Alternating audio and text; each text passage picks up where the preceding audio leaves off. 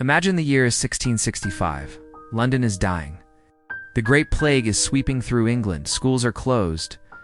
Businesses are shut down. Everyone is hiding in their homes, terrified of the invisible killer. In the middle of this chaos, a 23-year-old college student packs his bags. He leaves the university and runs back to his mother's farm in the middle of nowhere. He spends the next 2 years in total isolation. No professors, no friends, no distractions. Most people would have gone crazy from boredom, but this young man. He decided to rewrite the laws of the universe.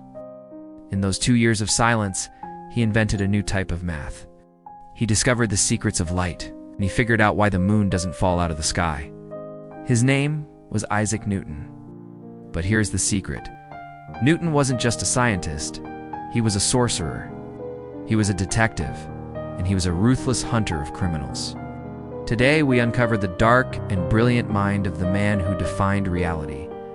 If you love stories about history's most tortured geniuses, go ahead and smash that like button right now. It really helps the algorithm show this story to more curious minds like you. Let's talk about that farm, Woolsthorpe Manor. Newton was a weird kid. He was lonely, built mechanical windmills and kites with lanterns to scare the neighbors. He wasn't popular, was obsessed. During the plague lockdown, he had his miracle year. First, he looked at math. He realized that existing algebra couldn't calculate things that change speed. So, he invented calculus. Just like that, created a whole new branch of mathematics just to solve his own homework. Then, the famous story, the apple. Did an apple hit him on the head? Probably not. That is a myth. But he did see an apple fall.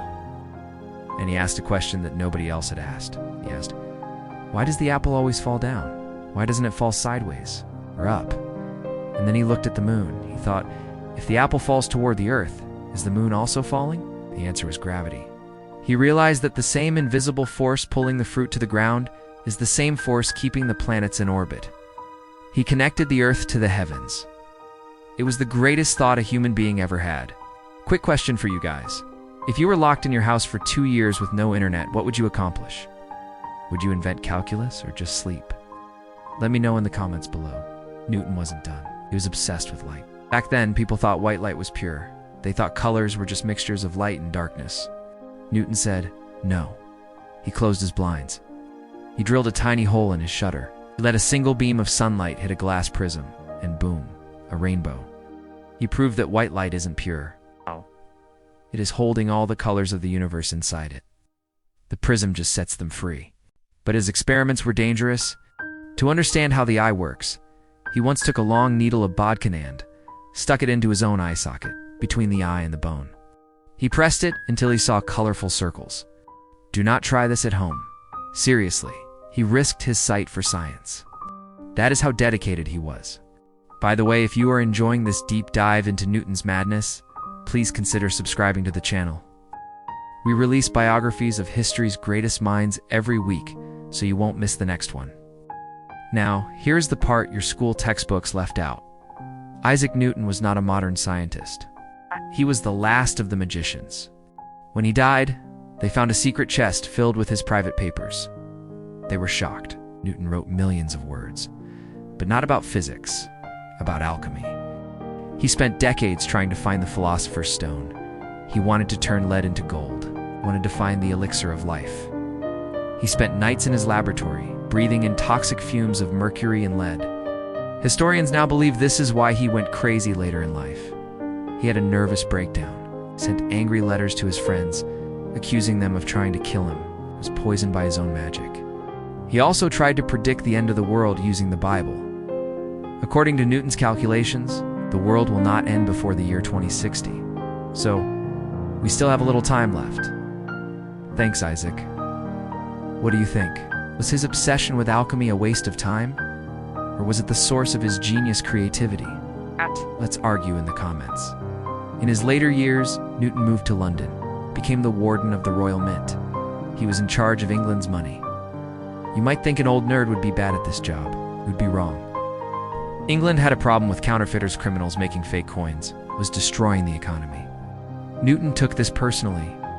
He became a detective. He would dress up in disguises and go into the dirty bars and taverns of London to gather evidence. He hunted down a notorious criminal named William Chaloner. Chaloner was a master con artist who mocked Newton. Big mistake. Newton spent months building a case against him. He used his genius intellect to trap Chaloner. He didn't show mercy. He had Chaloner dragged to the gallows and hanged. Then he had him disemboweled. Isaac Newton was not a soft man. He was cold, calculating, and dangerous. Newton died in his sleep at the age of 84. He never married. He had few friends. He died a virgin. He sacrificed his entire human life for knowledge. On his deathbed, he was humble. He said, "I do not know what I may appear to the world, but to myself, I seem to have been only like a boy playing on the seashore. While the great ocean of truth lay all undiscovered before me, he gave us the tools to understand the stars. He gave us the math to build the modern world. So was he a magician or a scientist? Maybe he was both. Thanks for watching. Don't forget to like and subscribe, and I will see you in the next video."